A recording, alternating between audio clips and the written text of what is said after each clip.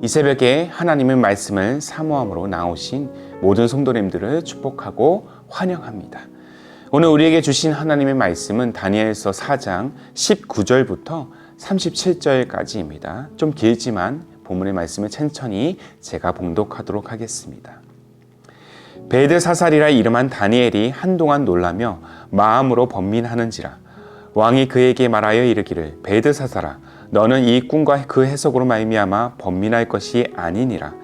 벨드사살이 대답하여 이르되 내 주여 그 꿈은 왕을 미워하는 자에게 응하며 그 해석은 왕의 대적에게 응하기를 원하나이다.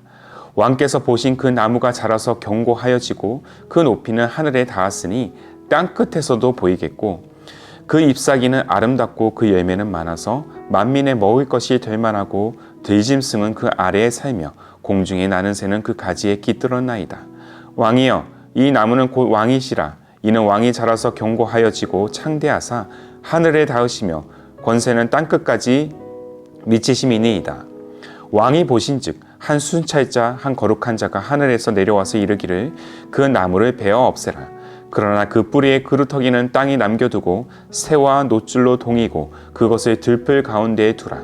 그것이 하늘 이슬에 젖고 또 들짐승 등과 더불어 제 몫을 얻으며 7대를 지내리라 하였나이다. 왕이 사람에게서 쫓겨나서 들짐승과 함께 살며 소처럼 풀을 먹으며 하늘 이슬에 젖을 것이요 이와 같이 7대를 지낼 것이라. 그때 지극히 높으신 이가 사람의 나라를 다스리시며 자기의 뜻대로 그것을 누구에게든지 주시는 줄을 아시리이다. 또 그들이 그 나무 뿌리에 그루터기를 남겨두라 하였은즉 하나님이 다스리시는 줄을 왕이 깨달은 후에야 왕의 나라가 견고하리이다. 그런즉 왕이여 내가 아뢰는 것을 받으시고 공의를 행함으로 죄를 사하고 가난한 자를 긍휼히 여김으로 죄악을 사하소서. 그리하시면 왕의 평안함이 혹시 장구하리이다 하니라. 이 모든 일이 다 나 느부갓네살 왕에게 임하였느니라. 12달이 지난 후에 내가 바벨론 왕궁 지붕에서 단 거닐세 나 왕이 말하여 이르되 이 큰 바벨론은 내가 능력과 권세로 건설하여 나의 도성으로 삼고 이것으로 내 위엄의 영광을 나타내는 것이 아니냐 하였더니 이 말이 아직도 나 왕의 입에 있을 때에 하늘에서 소리가 내려 이르되 느부갓네살 왕아 내게 말하노니 나라의 왕위가 내게서 떠났느니라. 내가 사람에게서 쫓겨나서 들짐승과 함께 살면서 소처럼 풀을 먹을 것이요 이와 같이 7대를 지내서 지극히 높으신 이가 사람의 나라를 다스리시며 자기의 뜻대로 그것을 누구에게든지 주시는 줄을 알기까지 이르리라 하더라. 바로 그때 이 일이 나 느부갓네살에게 응함으로 내가 사람에게 쫓겨나서 소처럼 풀을 먹으며 몸이 하늘 이슬에 젖고 머리털이 독수리 털과 같이 자랐고 손톱은 새 발톱과 같이 되었더라. 그 기한이 참에 나 느부갓네살이 하늘을 우러러 보았더니 내 총명이 다시 내게로 돌아온지라. 이에 내가 지극히 높으신 이에게 감사하며 영생하시는 이를 찬양하고 경배하였나니 그 권세는 영원한 권세요 그 나라는 대대에 이르리로다. 땅의 모든 사람들을 없는 것 같이 여기시며 하늘의 군대에게든지 땅의 사람에게든지 그는 자기 뜻대로 행하시나니 그의 손을 금하든지 혹시 이르기를 내가 무엇을 하느냐고 할 자가 아무도 없도다. 그때 내 총명이 내게로 돌아왔고 또 내 나라의 영광에 대해서도 내 위엄과 광명이 내게로 돌아왔고 또 나의 모사들과 관원들이 내게 찾아오니 내가 내 나라에서 다시 세움을 받고 또 지극한 위세가 내게 더하였느니라. 그러므로 지금 나 느부갓네살은 하늘의 왕을 찬양하며 칭송하며 경배하노니 그의 일이 다 진실하고 그의 행하심이 의로우심으로 교만하게 행하는 자를 그가 능히 낮추심이라. 아멘. 오늘 말씀은 교만을 버리고 겸손을 구하는 인생이란 제목으로 함께 나누기를 원합니다. 자, 오늘 본문의 시작을 보면 다니엘은 이 느부갓네살의 꿈에 대한 내용을 듣고 깊은 번민에 빠지게 됩니다. 그가 놀랐던 이유는 그 꿈이 바로 느부갓네살에 대한 하나님의 심판을 의미했기 때문입니다. 높이 솟은 큰 나무는 느부갓네살이라고 얘기를 하고요. 그 나무를 베어낸 순찰자는 하나님을 말하고 있습니다. 자, 본문 22절, 23절이죠. 왕이여 이 나무는 곧 왕이시라. 이는 왕이 자라서 견고하여지고 창대하사 하늘에 닿으시며 그 권세는 땅끝까지 미치심이니이다. 왕이 보신즉 한 순찰자 한 거룩한 자가 하늘에서 내려와서 이르기를 그 나무를 베어 없애라. 그러나 그 뿌리의 그루터기는 땅에 남겨두고 새와 노줄로 동이고 그것을 들풀 가운데 두라.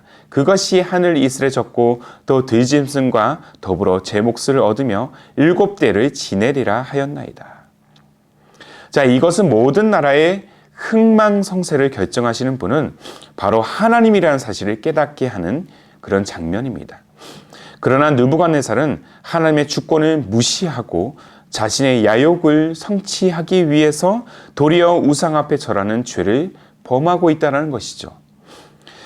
우상 숭배는 하나님께 대한 강력한 도전입니다. 우상을 빌미로 자신이 하나님처럼 되려고 하는 그 교만함이 항상 그 안에 숨어 있기 때문이죠. 우리에게도 이 느부갓네살과 같은 교만함이 있는 것들을 종종 보게 됩니다. 하나님의 영화롭게 하는 삶보다 나의 만족과 유익을 위해서 돈과 때로는 나의 이름과 나의 성공을 취하고자 한다는 것이죠. 그러나 이러한 느부갓네살의 죄악 또한 인간의 교만함은 하나님의 심판을 결코 피할 수 없습니다. 다니엘 또한 왕으로서의 이 느부갓네살이 당할 일들을 걱정하고 염려하고 있지만 심판을 결코 면할 수 없다는 사실을 또한 분명하게 설명하고 있습니다. 결국 느부갓네살은 미쳐서 왕궁에서 쫓겨나 7년 동안 짐승과 같이 땅에 있는 음식을 핥아 먹게 된다는 예언을 듣습니다. 교만한 죄악의 결과는 이처럼 모든 것을 잃고 초라하게 정처 없이 헤매는 모습과 같습니다. 그럼에도 불구하고 다니엘은 혹시라도 하나님의 공의와 심판을 면하기 위해서 자신의 죄를 자복하고 가난한 자를 긍휼히 여기는 그 겸손함으로 왕이 나아간다면 평안한 일상이 지속될 수 있다고 권면하고 있습니다. 하나님의 긍휼하심을 구하며 겸손히 그 앞에 나아간다면 용서의 기회는 언제든지 주어질 수 있다는 의미인 것입니다. 그래서 하나님은 회개의 여지를 주기 위해서 그루터기를 남겨두신 것입니다. 이 그루터기는 죄악으로 하나님을 떠난 백성들이 다시 오기를 기다리시는 그 하나님의 그 간절한 마음을 의미하는 것입니다. 마땅히 죽어야 함에도 불구하고 끝까지 포기하지 않으시는 인간을 향한 하나님의 그 사랑을 의미하는 것이기도 합니다.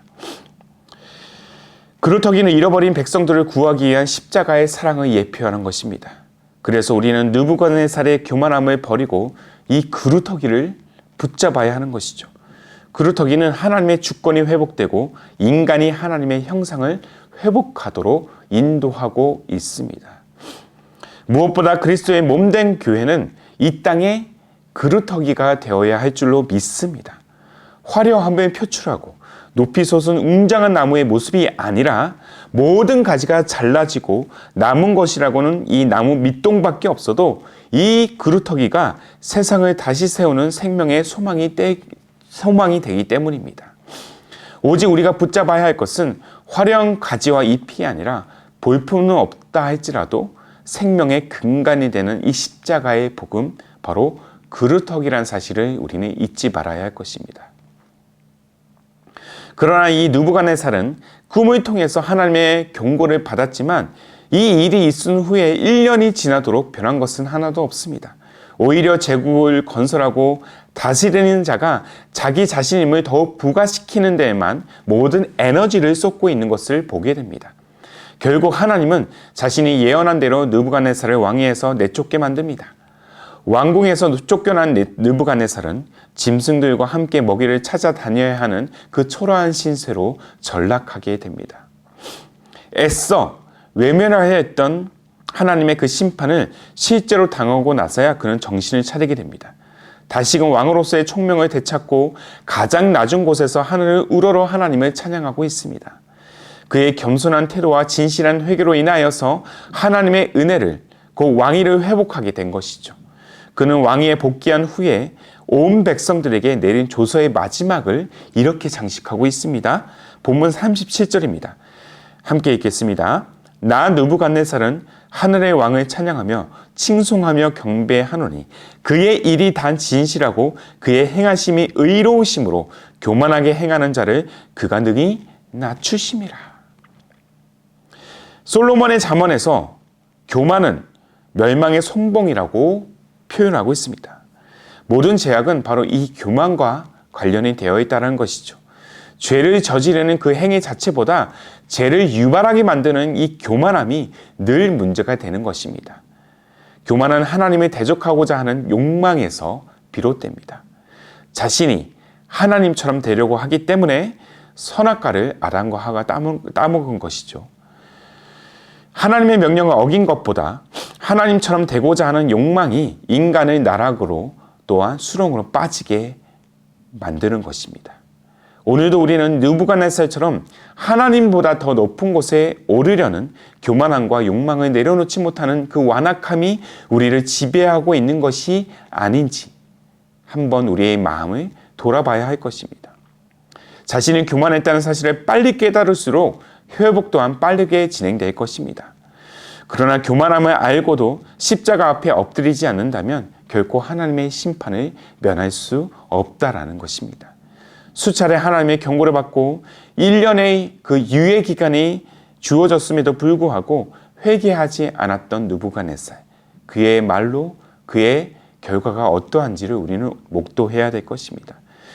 우리 내면에 울리는 하나님의 경고가 있다라면 영혼의 귀를 기울여 한번 그 말씀을 들어보십시오. 그리고 속히 내가 교만하고 있다면 그 교만에서 벗어나십시오. 분명한 사실은 하나님은 교만한 자를 결코 좌시하시지 않으신다는 것입니다. 이 사실을 오늘도 우리 내면에 받아들이고 겸손히 엎드려 하나님의 그 긍휼하심을 구할 때 회복은 일어나게 될 줄로 믿습니다.